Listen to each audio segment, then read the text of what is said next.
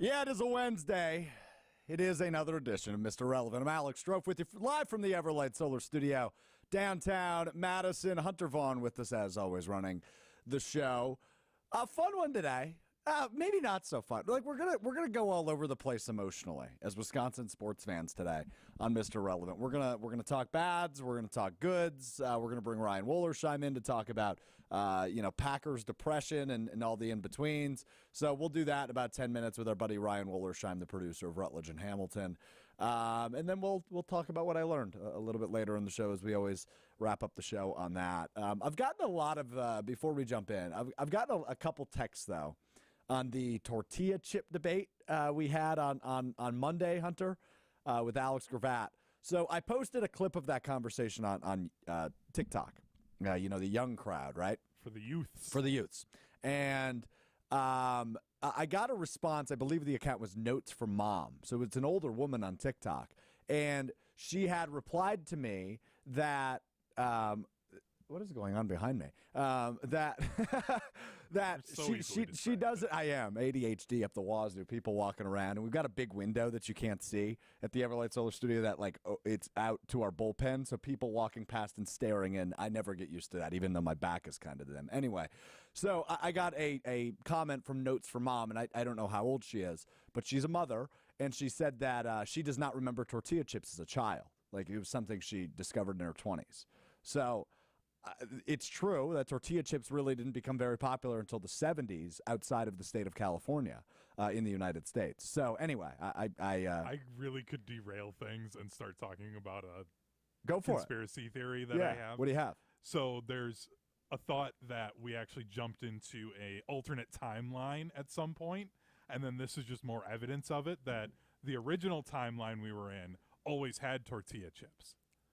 Okay, so this is a tortilla chips based timeline? Well, it's just like another piece of evidence for it. Well, I believe there's alternate universes. I don't know about timelines, though, right? Like, you've been watching too many Marvel movies, I think. Probably. Quantum Mania or whatever the hell Paul Rudd movie was. The Ant-Man and the Wasp. Yeah, good movie. Decent movie.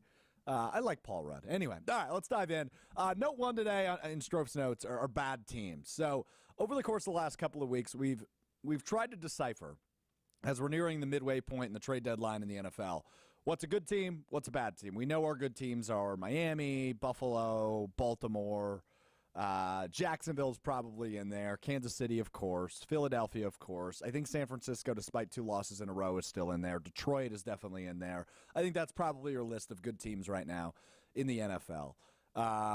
Now, I want to go the other side because I think this is where the Packers fall in, unfortunately, and that would be who are the bad teams in the NFL. In the NFL specifically, I think you can do this in probably a lot of sports, baseball and basketball. It doesn't work as well because I think in those sports, you can just get hot at the right time, right? Like in the NBA last year, you look at the Miami Heat. They were an 8 seed. They beat Milwaukee, the top seed in the Eastern Conference, in 5 games, and they just rattled off a really nice run to the finals. In baseball, you look at the 2 teams who are both good teams, but probably not the teams you expected if we look back at the midway point of the season to be in the World Series, and the Arizona Diamondbacks and the Texas Rangers. So those sports are more like, hey, you get hot at the right time, you're usually good. And while that can happen in the NFL, it's very rare, right? We look back to the Packers' last Super Bowl when they were a 6 seed. They were 10-6. They barely snuck into the playoffs and were able to rattle off an incredible run. That just doesn't happen often, though. Typically, around this point of the season, assuming health remains the case that it is, you usually know the teams that are competing for a Super Bowl. Kansas City. I still think San Francisco is. Miami, I think, is in the conversation now. I can't believe I'm saying it, but I truly believe the Detroit Lions can compete for a Super Bowl. I think their team is just well-rounded enough where they're in that conversation as we speak right now on October 25th. So looking at the inverse of that, who are the bad teams in the NFL? We have a couple obvious ones. Carolina's horrible.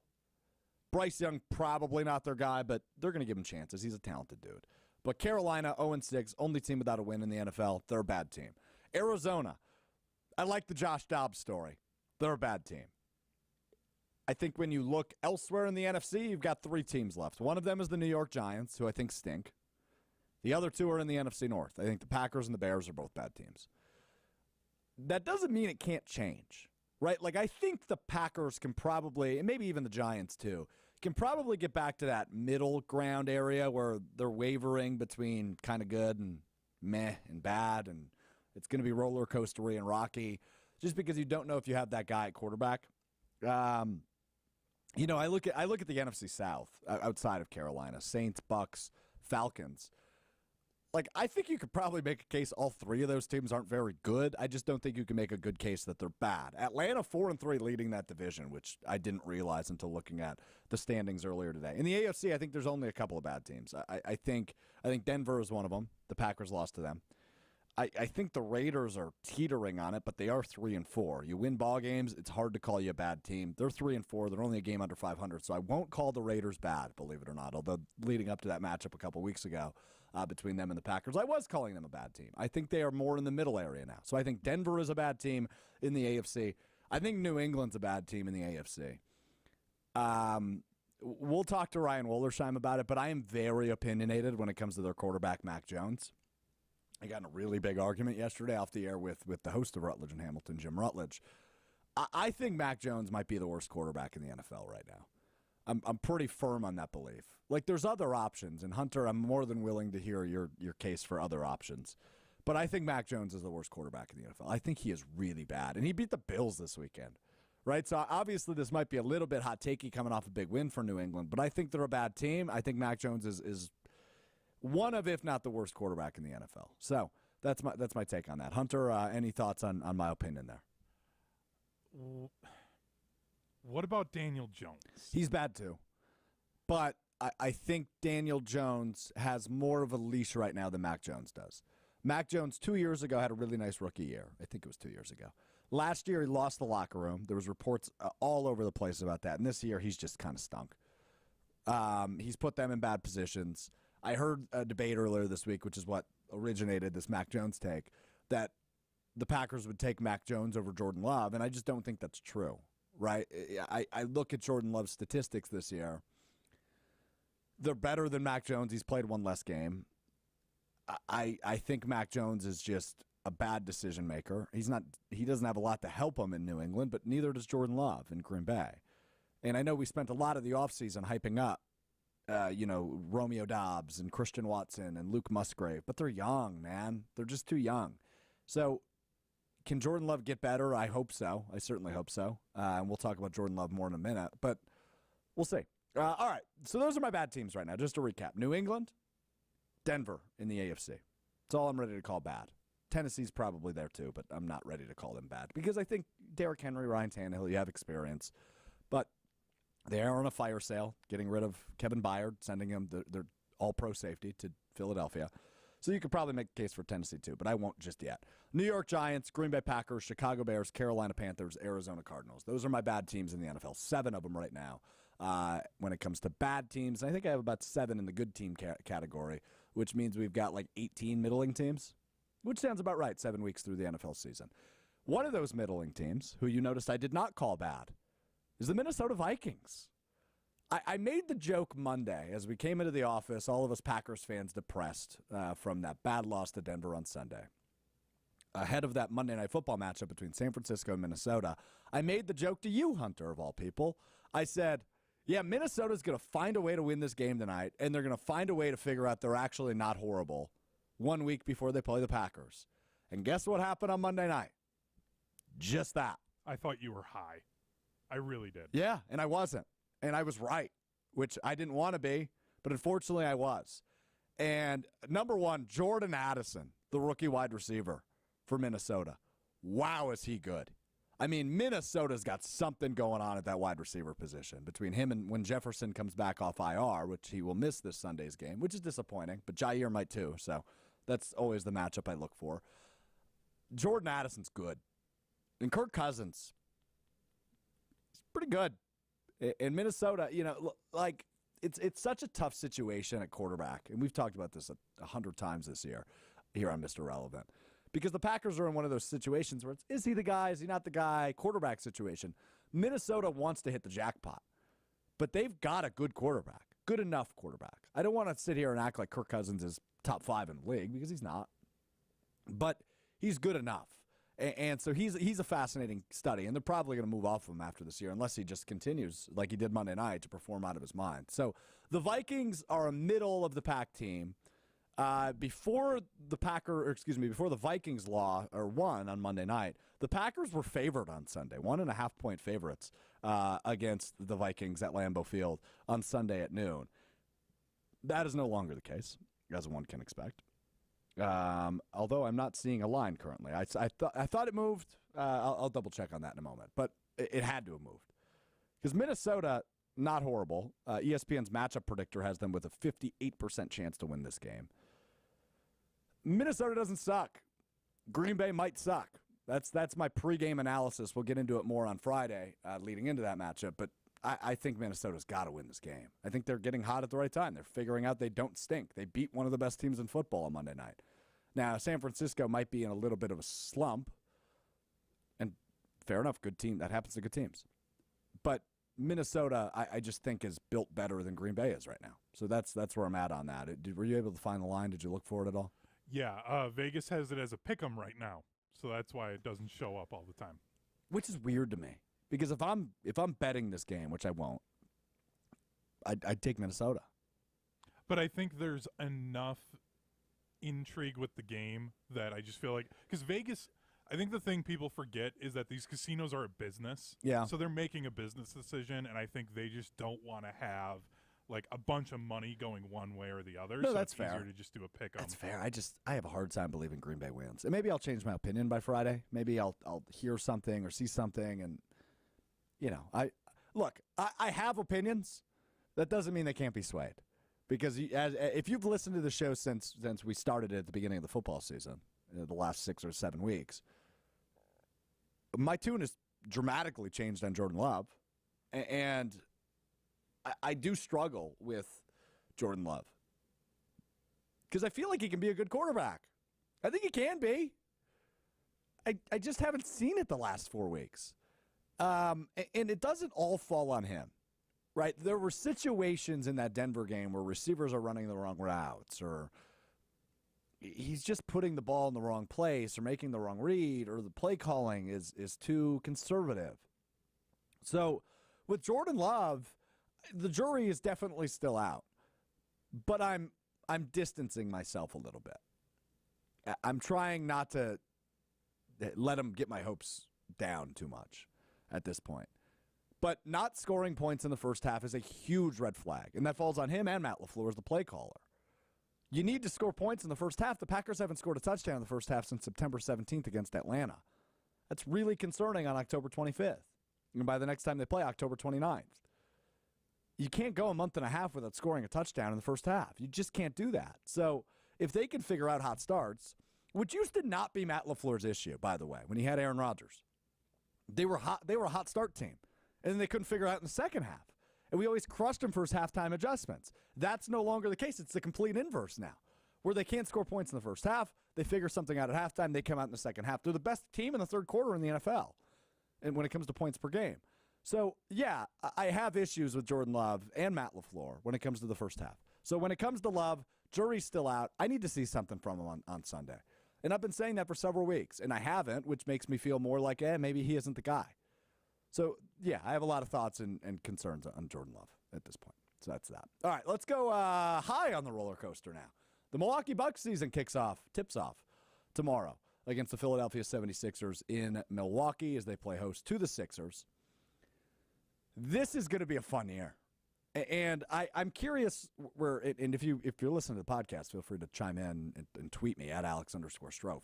Are you more invested in the Bucks regular season now because the football teams aren't as good as maybe you expected? Because I'm feeling like I'm going to be more invested in the Bucks in the regular season than I have been in past years. I still watch them when I can. All-Star break is typically when I jump in 2 feet into the Bucks season. But I'm really excited about this duo of Damian Lillard and Giannis Antetokounmpo. And I think it has me more intrigued in the Bucks regular season than I have been in past years, despite the fact they are always a title contender with Giannis, who signed his extension, by the way, earlier this week, which was really exciting stuff on Monday. So the Bucks are back. Giannis is here to stay. His contract now goes through the length of Damian Lillard's. This is their duo for the next couple of years, and we get our first real regular season taste of it tomorrow. So I'm super invested in the opener. I'm super invested in the regular season. They got it. I mean, they are the title favorites, and they should be. I'm excited to see this thing in action. So we'll talk more Bucks Friday as we react to that game Friday, preview that. And Chade Arena, by the way, comedian who's coming to Madison and Appleton in November, will join us Friday. Had a little bit of a scheduling issue last week, so he will join us this Friday from New York. And so Friday's episode going to be a blast. Get to react to some Bucks, get to preview some Packers-Vikings. But in the meantime, we're still going to try to figure out what the heck is Jordan Love. We'll do more of that coming up next, and we'll talk a little Badgers, Ohio State with Ryan Wollersheim, producer of Rutledge and Hamilton. That's next. It's Mr. Irrelevant. I'm Alex Strouf.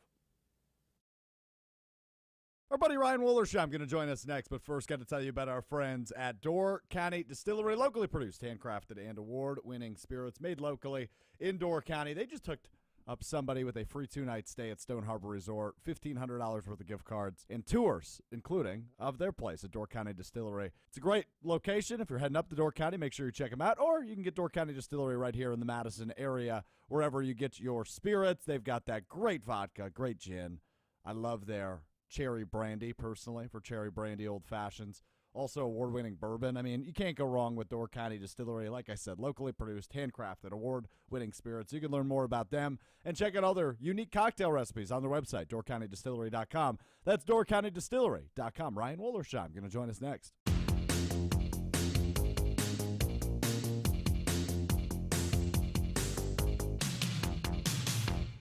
All right, he moves like a tortoise, but he's here. Hello. You might want to turn your mic on. That would probably help, wouldn't it? I thought the producer would do it for me. I thought the producer's supposed to do everything on these shows. All right. It's my first time in the big boys chair. All right, so hold on. No. Hold on. I don't hold your hand. Hold on, Hunter. Hold on. That seemed like an outlash. Or Maybe. An outburst. So are you frustrated? You seem a little frustrated. It's just it's a tizzying day. All right, What's going on? There's a lot going on in the office. There's a lot of people trying to use my space, and I'm just trying to stay under control. I've been doing better. All right, there is a dark side that comes out of me every once in a while, and it's when I'm frustrated. You do have a little bit of an attitude. Yeah. I'm not proud to say it. Well, I've noticed it. You've never really taken it out on me. Not yet. Maybe today. Maybe in the next 20 minutes. Yeah, I mean That's that's fine by me. But so okay. So you said producer needs to take care of everything. You've been working with Jim Rutledge, Yeah. who I produced the show for 2 years. Are you sick of being thrown under the bus? Oh, I mean, it's not being thrown under the bus when you live under the bus, essentially, on that show as a producer. Okay. I mean, everything is your fault. You just have to be. I mean, it's part of the job. So you said my first time in the big boys chairs. You were in the Everlight Solar Studio. Is your goal today just to kick the shit out of Hunter verbally, or what? No, I don't want to do that. We only do that off mic when we want to fight about anything and everything. Yeah, you two have gotten into it a few times. A few times, yeah. Yeah, I would say so. Ryan's just wrong about a lot of stuff. So Yeah, hold on. obviously. So I'm Yeah. gonna ask you both the other's worst take. Do you think you can come up with that off the top of your head? Because I know you both think. I think you guys like each other, but I think you hate each other's opinions most of the time. Yeah. So I didn't plan for this to be a therapy session together. But Ryan, do you know what you think Hunter's worst take ever is? I think the one morning that he set me off the most, because it's always at like 9 a.m. when I walk into the office. Hunter has a take from that Oh, morning. yeah, no doubt. I He's just ready. fire it off. Oh, he's ready. That's how I start my day, with a morning cup of coffee and a bad take from Hunter. So the one that got me, I think it was after the Brewers lost in Game 2 of the Wild Card Series to the Diamondbacks. NL champion, Diamondbacks. The NL champion Diamondbacks, because the Brewers are cursed, as we all know now. But anyways, I think Hunter had said that. Who was it who was brought up to pinch hit for the Brewers in the eighth inning? Bum Jesse Winker. The bum Jesse Winker, yes. And Hunter had defended himself, saying that if he had been in the stadium as a fan, he would have booed Jesse Winker coming up to the plate. Absolutely. Not booed him after he had struck out because he hadn't performed well all playoffs or all series, and he wanted to boo all season, and he wanted to boo him simply because he was upset with his performance over the course of the year. No, he wanted to boo this man as he walked up to the plate in the biggest moment of his career up until that point, only so that he could show Craig Counsell, hey, this was a terrible decision, man. I'm upset about this, and I need the whole world to know about it. I like it. Hunter, what is Ryan's worst take? It's literally from that conversation Oh, when good. he tried Oh. to tell me that I wasn't a fan because I tend to decided agree with to Ryan. boo. No, I don't think you No. can. I don't think you can boo your own team. no, in no, the no. You playoffs don't get to in a tell crucial me what situation. type of fan I am. No, unless I am like threatening his life or something Don't do that that. insane, Don't do yes, then you're not a fan. You sound- Otherwise, sound like a you good don't get person. to tell me how I am a fan at all. Yes, you do. No. I think there needs to be rules for how people should behave as fans. 100%. I think you got to back your team. Well, yeah, I it's am not- backing so hold my on, hold team on, hold on. by Let's run letting through our hypothetically. stupid Hold on, manager hold know on, that hold he on. shouldn't put Jesse Winker in. So let's run through a hypothetical, and then we'll move off this. If Jesse Winker came up to the plate and you booed him, right? You're booing him no matter what. He hits a home run. Great, he finally showed up. 164 games How do you- through the season, finally shows up. The bum finally does something. Great. How do you think the people around you would react in AmFam Field after you had just booed this man, and then he hits a home run to take the lead in Game 2 of the NL Wildcard Series? Are they allowed to boo you? Yeah, go ahead. Go ahead. Okay, Hunter- great. I missed. I swung and I missed. All right, last so thing on what? this. Life is about just moving forward, and I just move on from it. Last thing on this. You're going to Dallas in a few weeks to watch the Cowboys. Yeah. You're a Cowboys fan, as we've talked about, well documented on the show. Do you believe you're going to get in a fist fight? No. I think you're going to get yourself in trouble.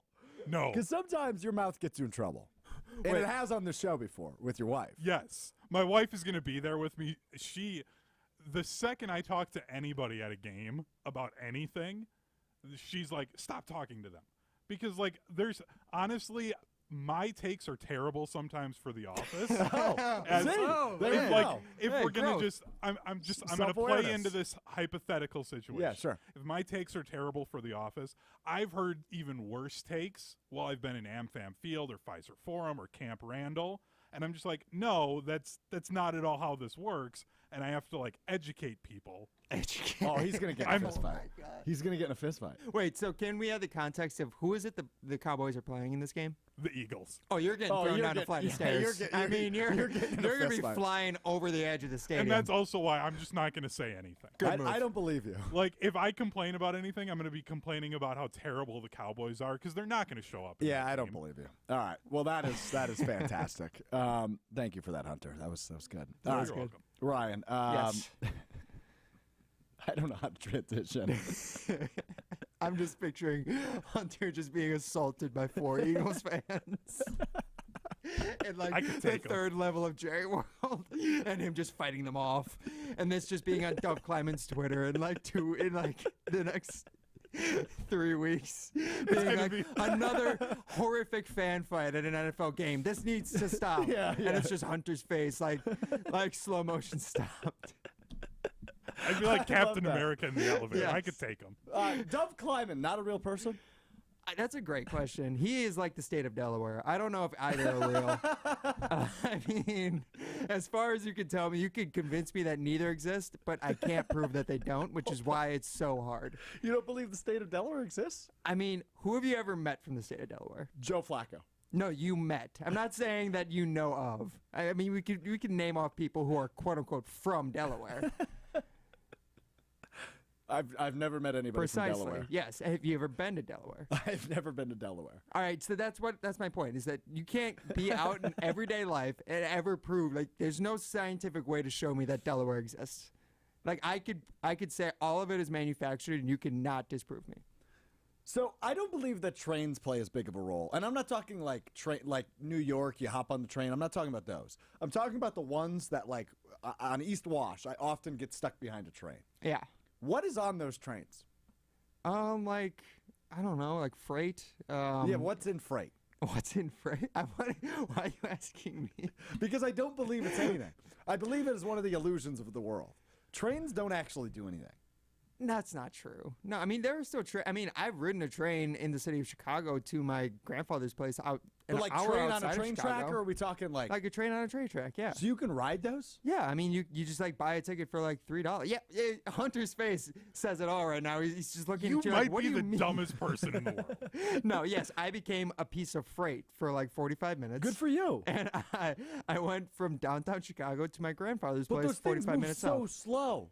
But not when there's that much traffic in a city like Chicago. It's the quickest way to move. I mean, we were moving at probably like 20 miles per hour, but Yeah, that's awful. yeah, it's not great, but it's actually pretty relaxing. I have a friend who lives in Chicago and he takes the train to work every single day. Okay, but that's a transit train, right? Where like Yes. you're jumping on, you're holding on. So it's more of like a fast bus, multiple buses. I suppose. That's the way I view it. Okay. Like the red line, the blue line, right? But I view that like a normal terrestrial train Terrestrial train. that has All trains are big terrestrial, boxes, by the way. but that has big boxes on the back. I don't believe they play as big of a role in our life as people think. I think they're just there to be a nuance, right? Nuance? Yeah. Nuisance? Nuisance, thank you. Yes, such a nuanced take from you right now. Speaking of bad takes. So that's all I got. So you don't believe the state of Delaware exists, and I don't believe trains are a big deal. Nope. I think we've established these are not real things at all. That Delaware take is something It's else. true, though. If I ever need an alias, I always just say I'm like Frank Smith from Delaware. You have a Delaware sweatshirt that you often wear. I do. The Delaware Fighting Hens. I didn't wear it today, unfortunately. I thought about wearing it today. I really thought about wearing it today. I love it.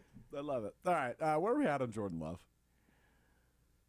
Not great. I mean, we had our greeting group therapy session yesterday in Rutledge and Hamilton. At the end of it, I had said, I think I'm out, guys. I think I'm over Jordan Love, and maybe I'm not completely over him Isn't yet. it too early to say that? It is too. It's definitely too early. It's 6 games now. I mean, he's been in the league. This is his 4th season, but I do believe, firmly that until you actually play and until you have like the live bullets firing at you, like you're not going to grow and develop as a quarterback, right? Because like he can be learning all this stuff behind Aaron Rodgers for years and years, but until he's actually out there practicing it, needing to make the decisions on the fly, like he's not going to get better until that happens. And now we're seeing that.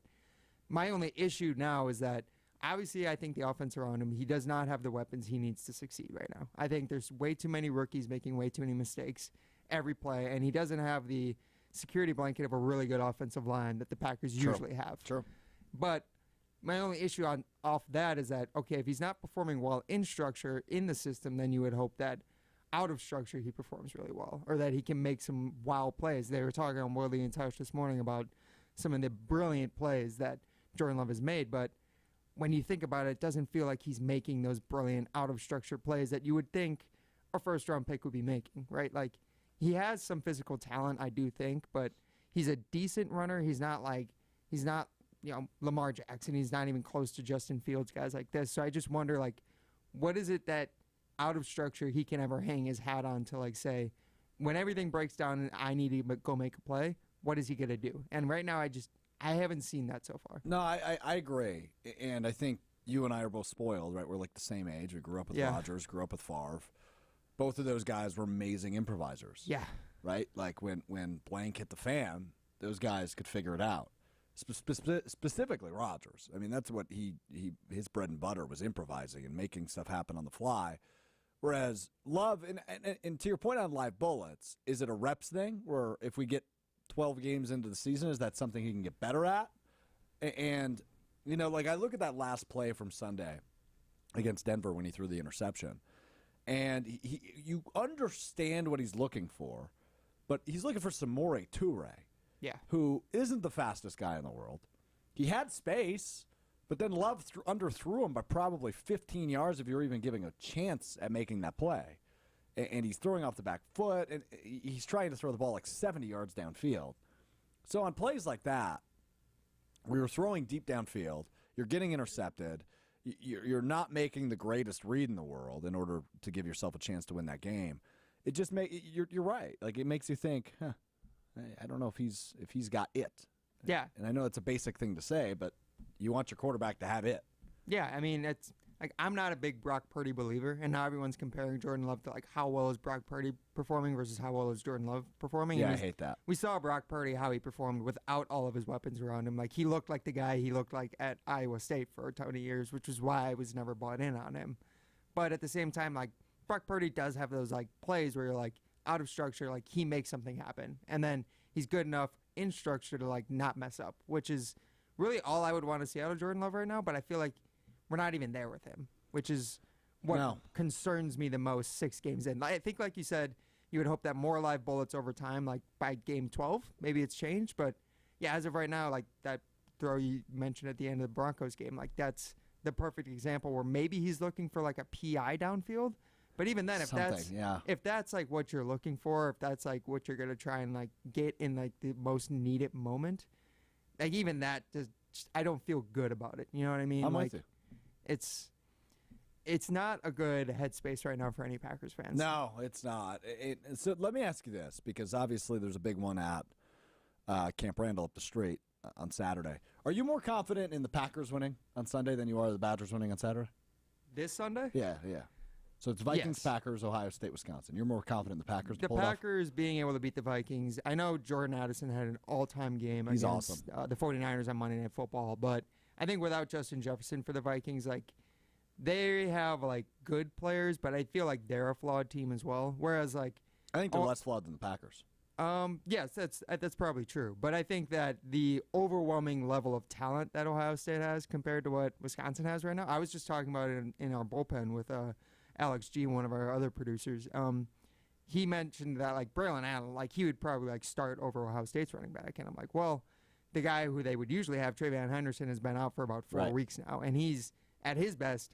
I would argue he's probably as good, maybe slightly better than Braylon. He's one of the best running backs in college football. Yes, he is. When he's healthy and when he's like fully right. Now that's the thing, is that Ohio State's offense hasn't been right in a few weeks, but even then they're not Ohio State of the past, but they're still good. No, their offense still much isn't. better than Wisconsin. Their offense is not the Ohio State of the past. Their defense is really for real this year. I think that it's like a top 10, top 5 unit right now. I would agree, and you're the bigger college football guy than I am, but from the little I've seen of Ohio State, they look much better than the Badgers. Yes. Which is expected. But I will say, I'm pretty darn excited about this Braden Locke experiment. Me too. I thought he looked really good in the second half against Illinois. Yes. Now, he made some throws that were a little bit erratic. They were freshman throws. But Will Pauling obviously making a man's catch and making a play for his young quarterback. Looking like Romeo Dobbs on Sunday. Yeah, exactly. Romeo Dobbs making a play for Jordan Love. It was you actually texted me or tweeted me or something. Yes, I responded. I replied to one of your tweets on Saturday and Sunday. It was the same idea, right? It was kind of a bad throw, but you got a guy going to make a play for your young quarterback. So you like to see that out of Will Pauling. But Braden Locke's got something. Yeah. Like he definitely has something. Yes. And this is it's the biggest test Wisconsin's going to face all year defensively. Even more so, I would assume, than a bowl game, depending on when they punch their ticket and how many games they win. But I don't know. It's kind of fun for a guy that will probably be your starter next year to go against one of the best defenses in the country. Now, does he poop down his leg? Maybe. Most likely. But it is kind of an exciting challenge. I am excited about it. I 100% agree with you. Like I don't expect them to win. I think it could be a good moral victory. It could development for the team. But I agree with you. At Braden Locke at the end of that Illinois game, after he got smoked by Johnny Newton, came back up, probably had his bell was definitely still ringing, but still led them down on that game-winning drive. Like he showed a lot for a redshirt freshman. Like he's getting all the development and all the live bullets that Jordan Love never got. Like that's the value of what they're going through for the rest of the season now, and that's just kind of how you have to look at it for the Badgers right now. Whereas like it's probably how we should look at it for the Packers too. Like both teams are going through a real developmental season, like setting you up for next year. Which is why I just don't see the Badgers really coming close against Ohio State this weekend, unfortunately. Unless just absolute like chaos ensues on the field and they just have like the game of the century. Well, Chimere DK needs to have his David Gilreath moment. Well, it would opening kickoff for a touchdown. It would be Chimere DK, Will Pauling, and Bryson Green all having like 100 yards. You know what I mean? And then Marvin Harrison from Ohio State would probably still have more yards than all of them. Maserati Marv. Sorry, that's how you have to say it. Gus Johnson, man. He has become such a cartoon. He's become a meme, unfortunately. Like I used to be a big fan of his, but it's just Where's your changeup, man? Like, where do you not? Are you not going 110 miles per hour at all times? Like, no, he is. Yeah, that's so. And we get, I think, Noah Eagle on the call Saturday between Ohio State and Wisconsin. And Todd Blackledge, yes. But I was just curious, like, what is Gus Johnson doing a blowout? He's called a couple. I know he has. I know. I think it was last year in the Penn State game after Ohio State had pulled ahead by like 14 points, and it was clear they were going to win.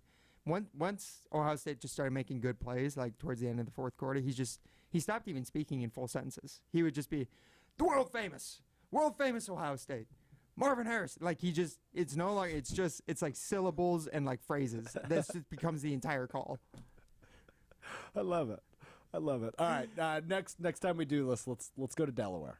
Okay. All right. Yeah. What was the other thing you said? What'd you compare Delaware to? Compare Delaware to. You said you didn't believe in something else, but the Packers offense. I don't know. Fair. I don't believe in it either. Neither exist right now. Yeah, that's an accurate statement. All right, Ryan Wollersheim, you hear him weekdays from 4 to 6 on Rutledge and Hamilton on ESPN Madison. Thanks, buddy. Thank you.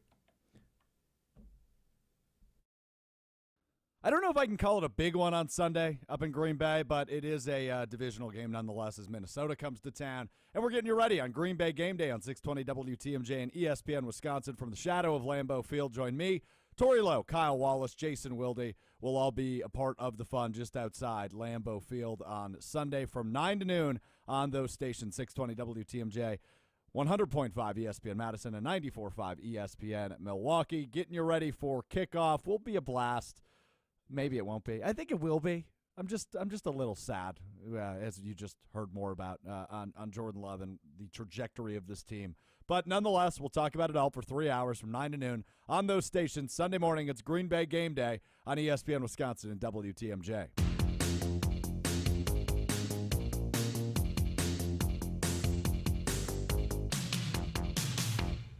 All right, thanks again to Ryan Wollersheim for hanging out for a few minutes. A little bit of therapy, a little bit of Delaware slander, a little bit of Hunter slander. Oh, Dove Kleiman, by the way, was who he said he doesn't know that he or Delaware exists. That's what gave him his Delaware I had never heard of Dove Kleiman. Sure you have. D-O-V Kleiman on Twitter. Okay. He's like an NFL, he claims to be an NFL insider, but it turns out it's not actually a real person. He's got like 300,000 followers. Just pretty much takes Schefter's tweets and rephrases them. I don't know. He's an interesting cat. But nonetheless, time now for what Strouf learned. And what I learned is that it's never too late to take accountability. As on Sunday, the Romeo Doubs catch that me and Ryan were just talking about, which was it was simultaneously caught by a Broncos defender and Romeo Doubs, gave Packers fans flashbacks to the inner touchdownception against Seattle 11 years ago with the replacement refs, 10 years ago, 2013. And Gene Steratore, former NFL and NCAA official, comes on the broadcast and says, in my opinion, the defender's feet hit the ground first, so it should be an interception, not a touchdown, blah, blah, blah, blah, blah, blah. And I just tweeted at that point, somebody tell Gene Steratore to take a walk, right? We don't need this right now. We're trying to make a comeback here, Gene. Shut your mouth, right? So Gene Steratore yesterday on Twitter quote tweets his initial diagnosis of the play on Sunday, where he said that the defensive back fulfilled the possession before the wide receiver, should have been an interception. 2 days later, Gene Steratore quote tweets that tweet and says, quote, "No matter what you do, owning up and taking accountability is how you get better. My interpretation of the play in Green Bay versus Denver was incorrect. I overthought it and just missed it." And you know what? Props to Gene. I was still pissed off about it because I saw people on Twitter are so angry during football games. There were multiple people like reading the NFL rule book in the middle of the game and it was like, "Gene, it says nothing about this." It's like, okay, get something better to do. But Gene was wrong. He owned up to it. Taking accountability, no matter how late it is always a good thing. So shout out to Gene Steratore for taking accountability on that one. That made my day yesterday, despite the Packers stinking and losing to the Denver Broncos, who are a bad football team. Speaking of Twitter, years ago when I was an intern for ESPN Milwaukee, I was live tweeting during a Brewers game, and I tweeted that a pitcher that was warming up in the bullpen was a righty when he was actually a lefty. Uh-oh.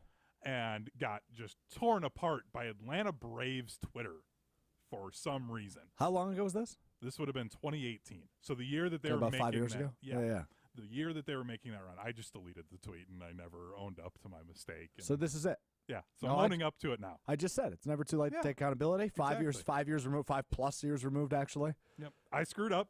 I looked at the wrong pitcher on the roster. My bad. All right, Hunter, that's good. Good showing from Hunter today.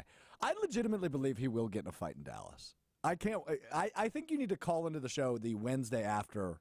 Or when is the game? Is it a Sunday game or a Monday game? It's a Sunday night game. So can you call into the show that Monday after? Well, that Monday after, my wife and I are going to Waco to the Magnolia stuff with Okay. Joanna Gaines' thing. So then I can show you what that's like and Sure. then maybe give you a recap. Joanna Gaines. Show you I don't have any black eyes. I don't know that will be true, but we will find out. All right, comedian Chado Reyna will join us Friday to talk a little bit of everything. I'm going to give him my train theory also because I've realized everybody thinks I'm an idiot for it, and I think he'll actually be on my team as he comes to Madison and Appleton. Does 2 dates in Appleton and 1 date on a Sunday in Madison. The day after, there's 2 dates at Skyline Comedy Club in Appleton. Then comes to Comedy on State for a Sunday show in the month of November. So looking forward to talking with him. He is a goofy dude. And it's going to be a weird episode. So looking forward to that. We'll preview Packers-Vikings. We'll preview Ohio State, Wisconsin. We'll recap the Bucks opener. Bucks season. It's basketball season. Can't believe it. We'll do all that coming up on Friday. Thanks so much for hanging with us. If you're listening on the podcast feed, remember to subscribe, download all the episodes, and rate it 5 stars, whether you're on Spotify or Apple Podcast. If you're watching it live on YouTube, Facebook, Twitter, make sure you follow ESPN Madison. Follow me. Click subscribe on YouTube. And make sure you never miss another episode. Monday, Wednesday, Friday, 12:15. It's Mr. Relevant. I'm Alex Strouf. We'll talk to you on Friday. Peace.